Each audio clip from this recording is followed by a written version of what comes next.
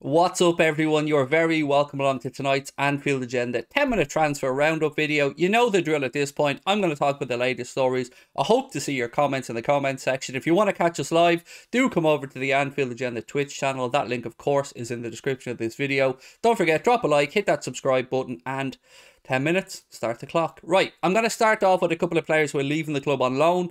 Then we'll move on to talk about Bobby Firmino, a little bit about Cody Gakpo, and then we'll finish up with well, you knew it was coming, a little bit of Jude Bellingham. So look, let's start off with Miroslav Jaros, who's leaving the club.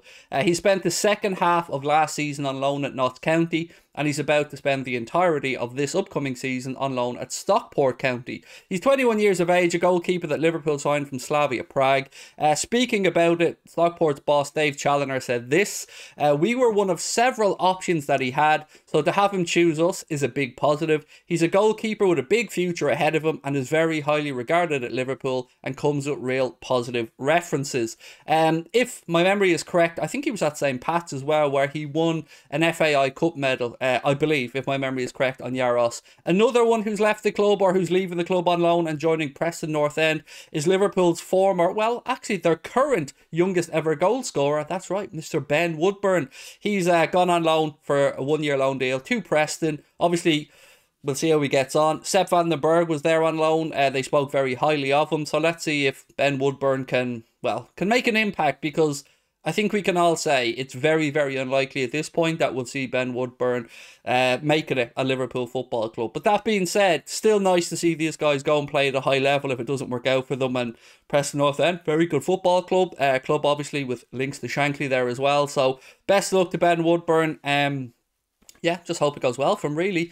Right, let's move on to some talk around stuff that is a little bit more interesting, because I know young players going on loan and stuff doesn't really get you up off your seat. Maybe this will. Liverpool have been linked with a move for PSV Eindhoven's Cody Gakpo. This comes from Witball International, which I believe is an agency that's based in, an outlet that's based in the Netherlands. I think, if my memory is correct, in Amsterdam. So fairly legitimate source, but I don't know if Liverpool are really interested in him or not. He is somebody that Chris Stonage has brought to my attention quite often this season for his performances at PSV Eindhoven. The talk around the price would be about £34 million, which seems reasonable enough for somebody who's, I think he's 6'2", by the way. So if we were interested and if we did look to make a move for him, somebody there who would then have fairly good stature in the penalty area, because we've got Canada, we've got Van Dijk, we're no small team anymore. And if Gakpo came in, obviously he's a winger, can play on either side. I won't lie to you and say that I've watched a whole lot of him playing for PSV Eindhoven, but Chris Stonage certainly has. He's also been linked with Arsenal, Manchester City and a couple of other Premier League clubs. And look, it's mad, isn't it? Because sometimes certain leagues go through hot spells. Like at the moment, I think we'll all agree that the Portuguese league is a hotbed of talent. But we've seen United just turn their attentions for a left back to the Eredivisie, and now Cody Gakpo being linked with a move to Liverpool. I honestly don't know if it's true or not, but he seems like a reasonable priced lad. Again, not the wrong age bracket for us, fairly experienced. Let's wait and see. The most important thing here, though, is it's great speaking about wingers or wingers that are linked to us, knowing that Mohamed Salah has signed a contract extension at the club. Still very, very happy about that one, by the way, because we're always stronger with Mo in the team. There's no denying that. Having lost Sadio, it would have been fairly difficult to face up to Mo leaving at the end of this season. So delighted Mo signed that. I love the news that's coming out around that, by the way, that Liverpool sent I was going to say a hit team, but that's not really the right type of phrase, is it? Liverpool sent a very secretive team over to where he was holidaying. I think in a previous video I said that he was in Egypt. I was, of course, incorrect. He was in Greece on holidays in Mykonos, if I'm not mistaken. And Liverpool, sent the team over. Obviously, Liverpool's chief counsel, their legal officer, they also sent over Julian Ward, and they got that deal wrapped up. So happy days on that one. Great to see Mo sign on. Gary Neville can stick it, by the way. You know, he should be concentrating more on the shambles that's going on at United at the minute, rather than having a little pop at Liverpool for finally bending our wage structure for somebody who will most likely go on to be the record goal scorer, very close to it at the football club. Interesting, another little thing on Salah was, I didn't realise until I read that excellent article in The Athletic that He had struck up a very good relationship with Ian Rush, which is great to see. I mean, no better boy to get some advice off than Ian Rush around all things Liverpool, or indeed all things in the penalty area. So good to see that, and I hope that Ian Rush played a little part maybe in Mohamed Salah deciding to stay at the club. Right, we will move on to Bobby Firmino, because I didn't think that there was any chance Liverpool were going to let Firmino go this summer. I had seen reports that clubs were sniffing around him. I had seen a £20 million move to Juventus mooted in one of the articles that I read. But it's good to see that Liverpool have basically come out and knocked this one away and said, no, not a chance it's happening. Liverpool are not interested in it. Liverpool don't want to lose Bobby Firmino. But you know what? As much as I don't want to lose him, and I don't, he's my favourite player. And when the day he leaves the football club, be a very sad day for me. I have to think though, like, we're going to move on to talk about Bellingham in a minute. And when we talk about Bellingham, one of the first things that's going to come up is, of course, not just the fee, but the wages.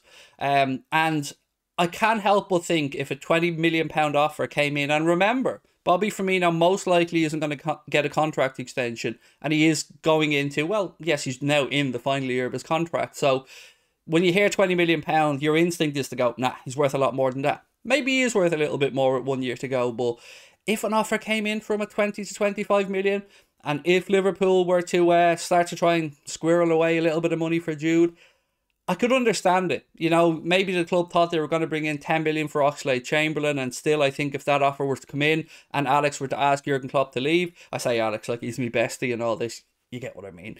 If he was to ask Klopp to leave, I think maybe Klopp would allow him to, but yeah, it wouldn't be my choice for Firmino to leave. But if the right offer came in, maybe I'd consider it, you know, as a fan. But it seems the club are batting or swatting away any offers, particularly offers of swapsies. You've seen a few of them floating around.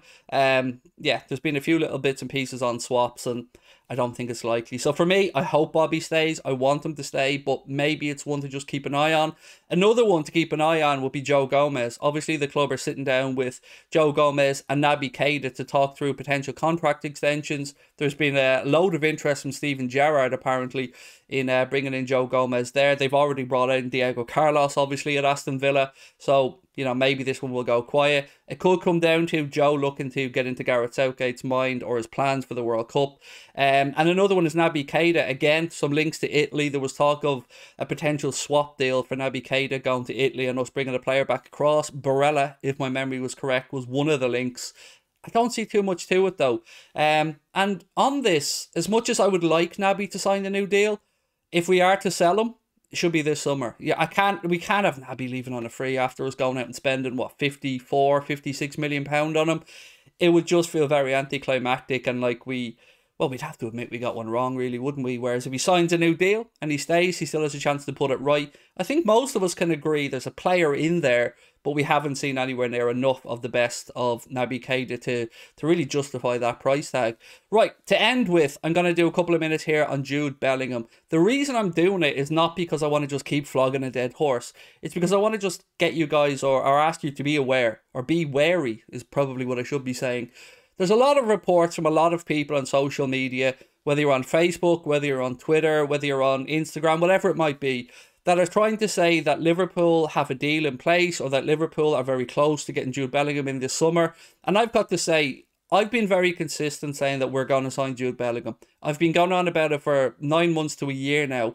And look, not to bang my own drum, but before anybody else, because I got good information. What I can't add to this conversation is anything around whether it'll be this summer or not. I've got no indication that it will be. That's not to say it might not happen, but I'd be very wary and cautious of believing people that say it's going to happen this summer. You know, when Jude's come out himself and said to the Dortmund fans and to Dortmund that he will give them this season, that he plans to stay there for the season, keep in mind as well that's a World Cup for him, so he's going to want to be in Gareth Southgate's plans, which I'm sure he would be anyway. But he's going to play every single week at Dortmund, whereas if it took him a few months to settle in at Liverpool, to get up to speed, that might put a little dent or a little grain of doubt in Gareth Southgate's mind ahead of the World Cup, so keep that in mind. Also, I have this thing about fans being duped and fans being lied to and people just jumping all over it, trying to be first, trying to get it right, and sometimes misleading people, and I don't like to see that happen. So if I hear anything new, I will be the first to say it to you, but at this moment in time, my understanding, for what it's worth, is it'll be next summer. If it happens this summer, look, you're not going to be upset, are you? I'm not going to be upset. If it happens this summer, we'll all be doing cartwheels over it. But to the best of my knowledge, it will be next summer. So taking that what you will. I do always appreciate your time watching these videos. I'm not going to come on here and start trying to convince you we're signing players or not. I just read these articles, bring them to you guys, and ask for an opinion. And I greatly appreciate that opinion. Thank you guys. I'll talk to you soon. Take care. Lots of love. Bye-bye.